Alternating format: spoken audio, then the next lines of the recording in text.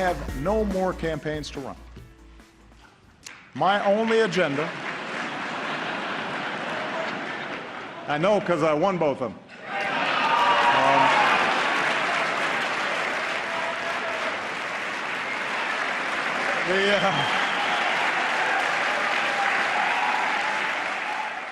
Yeah, but you got creamed in November, did you not? Along with your policies that were on the ballot, according to you.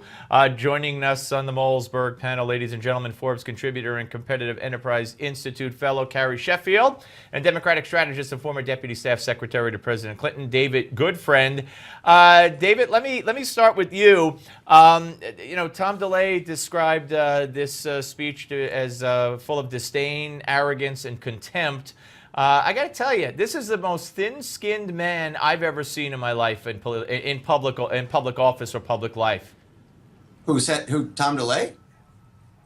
No, I'm talking about Barack Obama. I mean, here they applauded when he said he has no more elections to run. So instead of brushing it off, saying something self-deprecating, no. You could see in his eyes he wasn't going to let that pass. He was going to give it to them. And he did, because that's who he is. He can't control himself. Well, you'll be amazed to know I see it slightly differently. I thought it was, it's always fun to see an unscripted moment these days in politics, and that was an unscripted moment. I think, though, if we actually try to pull the camera back a little bit and try to get a serious analysis out of this is the one takeaway I have. You have each side claiming that the other doesn't listen to the voters. I mean, President Obama won 2 landslide elections 2 times in a row. First time a Democrat has won a majority of the popular vote twice in a row since FDR, and yet the Republicans in Congress after each election fought him tooth and nail. So you could flip it on its head and say, why didn't they listen to voters at that time? I think what you have, though, is an American voting electorate that really, depending on the issue, prefers conservatives or progressives, depending on the issue, whether it's education or foreign affairs or taxation. And so we have now. Well, David, I want to put the question to Carrie. Carrie, I didn't know that the people who are elected to Congress are supposed to just go along, bow down, and roll out the red carpet for the president when he's elected or reelected, because the people elected them and forget the fact that they themselves were elected. I thought we had checks and balances, but David's given me a good education here. We don't. No, well, and President Obama, even after the thumping, he refused to acknowledge it as such. He refused to have any sort of conciliatory tone or anything. He attributed it to low turnout, and somehow low turnout makes our Congress illegitimate. The strongest Republican majority in, since World War II is somehow illegitimate because of turnout. I mean, this is how he's thinking about it, and I think it's totally twisted. And his speech last night, there was nothing conciliatory about it. It was him beating his chest, talking about the economy and how great it is. You know what? Compared to prior recession recoveries, we have a 6 to 7 million job differential. If we had recessions compared to how they were in the past, we'd have 7 million more people employed right now. So he has nothing to brag about. We have the lowest labor participation rate in a generation. I mean, God. And wages are down since he took office, as a matter of fact. Right. David, one more on the economy. Go ahead. Well, I'd say the things that are supposed to be up are up, and the things that are supposed to be down are down. I mean, the stock market started at 7,000 when he took office. It's now at 17,000. That's up. Gas prices are down. Unemployment is down. Look, I think Ronald Reagan set a very good example for presidents. You don't win people over with gloom and doom. And I think the Republicans are playing a very dangerous game if they're trying to tell people how terrible America is. The president came out with a very positive message. He's got a lot of economic good news. Well, he tried to take credit for the deficit reduction, but the deficit reduction was because of the Republican takeover of Congress. That's why we have fiscal discipline. And Bill Clinton could be the model here. We could have welfare reform like we had in 1996 if Barack Obama was a statesman, but he's not.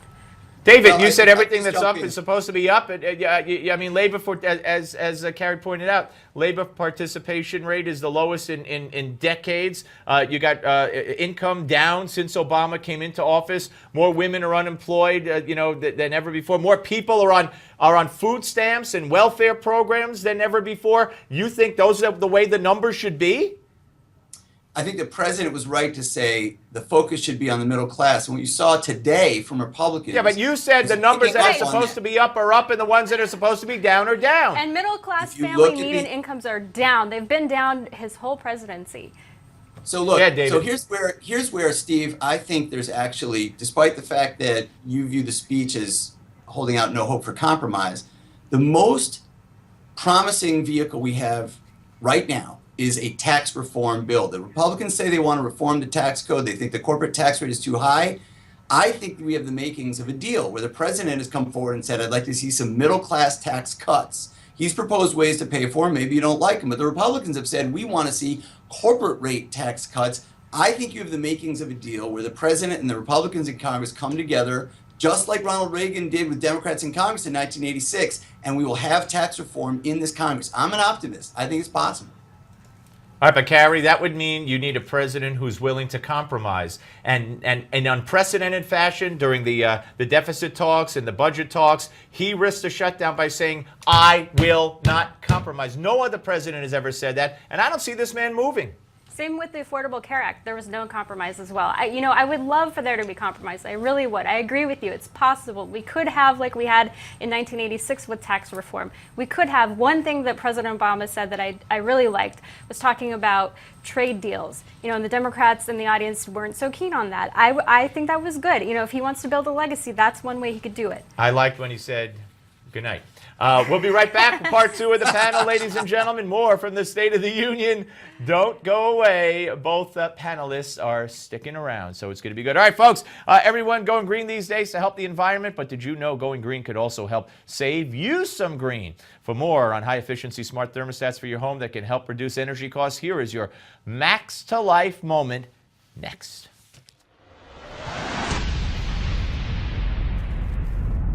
When it comes to controlling the comfort of your home, everybody has different requests. Nowadays, a thermostat can be smart enough to know your schedule, your routines, when you come and go, and adjust to your every need. But can the comfort be just as efficient as the cost? Well, your smart thermo is set up to save money through HVAC costs, and that could be your temperature, your humidity, anything that involves the HVAC system. The way smartphones and smart thermostats work is they allow the user to control them from anywhere in the country to make sure that they're getting the highest level of efficiency with their thermostat. An average household spends nearly $2,200 a year on energy bills, half of which go towards heating and cooling empty and unused spaces. Having a smart thermostat in your home can save time, use less energy, which in turn saves you money. Many companies sell them, so shop around for the one that best suits your needs.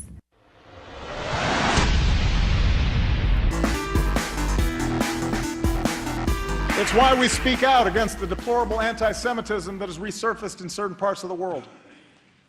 It's why we continue to reject offensive stereotypes of Muslims, the vast majority of whom share our commitment to peace. That's why we defend free speech and advocate for political prisoners and condemn the persecution of women or religious minorities, or people who are lesbian, gay, bisexual, or transgender. We do these things not only because they are the right thing to do, but because ultimately they will make us safer. All right, ladies and gentlemen, back with part 2 of the Malzberg panel, Carrie Sheffield and David Goodfriend. David, he listed every conceivable group, just about. Even instead of saying LGBT, he made a point of saying the names, lesbian, gay, but he couldn't bring himself to say Christians. Last I looked, Christians are being killed and beheaded and persecuted, and churches being burned down by Muslims all over the world, in certain parts of the world, of course, more prominently. Why couldn't the devout Christian in the White House bring himself, and why could he never bring himself to say Christians? Well, that's an interesting question. I don't think there would have been any objection on my part or a lot of progressives' parts if he had mentioned Christians as a persecuted group in other parts of the world. My supposition is that his point was a little bit about when you have minorities in your presence, those are the folks that tend to get picked on. So, for example, LGBT communities experience that, Jewish community, the Muslim community in the United States to some degree. He's making a broader point than what you mentioned. Now, I think if he had gone in the part of the speech about international affairs where he said, we experience terrible things happening around the world, it would have been perfectly appropriate for him to say in that part of the speech, and the discrimination against Christians where they are the minority in the Muslim world or in other parts of the world, I think it would have been I really, David, with all due respect, I think you're really you're picking this apart. I think he was referring to everywhere around the world. I don't think that anti-Semitism right this second is something that he would have brought up as being problematic in this country if it weren't for what took place in France, because he certainly lets anti-Semitism go by in the Palestinian Authority. So, Carrie, let's go to you. I mean, again, here's a Christian president who never talks about the Christian persecution and murders around the world, and here he listed every other person of concern, a group of concern, but again, can't say Christians. Well, you're absolutely right that in the Middle East, a friend of mine, he's a scholar at Princeton University, Christian Sonner, he has a new book that just came out. He made the point that the Christian population in the Middle East has significantly dwindled. I mean, they do face serious persecution here, whether it's Coptic Christians in Egypt, I mean, in Syria, wherever. So it would have been great to hear him speaking out against the persecution of Christians, but he knows his constituency, and it's pretty rich that he pretends to be for gay rights when he flip-flopped. He came out in support of gay marriage in 2012, just in time for the election, just in time for him to get his base out. I was a little skeptical that he evolved just in time for the election. Go ahead, David. Steve, why didn't Joni Ernst mention discrimination against Coptic Christians in Egypt? Why didn't, in the Spanish language Republican rebuttal, all right, time out. Because she didn't make a whole smorgasbord. Yeah, that's exactly right. I wouldn't have brought this up either gratuitously, except that he made a point to mention Jews, Muslims, gay, lesbian, women, other persecuted minorities, he said, but he didn't, on his list, feel the need to include Christians. I want to talk about a story here. Let me aim it at you. David, that is true. Let me just go. She didn't do that. Let me ask you about a guy you might know, Bill Burton, former Obama White House press secretary. He got on a United Airlines plane, and he saw that the default channel on the satellite TV up there on DirecTV was Newsmax Television. So he took to tweeting out, "Hey there." At United, why on earth is Newsmax TV the default channel running on all of your screens when boarding your planes? Doesn't he know you could turn the channel? What is it about the intolerance of the left? I am probably the wrong person to offer the perspective on this question, because my friend saw me on Newsmax sitting on a United flight and told me how great it was. There you go. To all of you in the Mile High Club, hello. Now, Carrie had to go there. You see, she had to go there. But I think it's an interesting story. And by the way, thank you, Bill Burton, for all the free publicity, and keep complaining about Newsmax TV, and call every news outlet you could think of to do it. Hey, I want to thank both of you, David. Yeah, go ahead quickly. Real quick. I think it would be great for Newsmax to say, go ahead, put MSNBC up there next time and trade back and forth. What's wrong with that? Well, Newsmax doesn't control that, but thank you. Carrie Sheffield, David Goodfriend, great debate. Thank you very much. Closing bell report is next.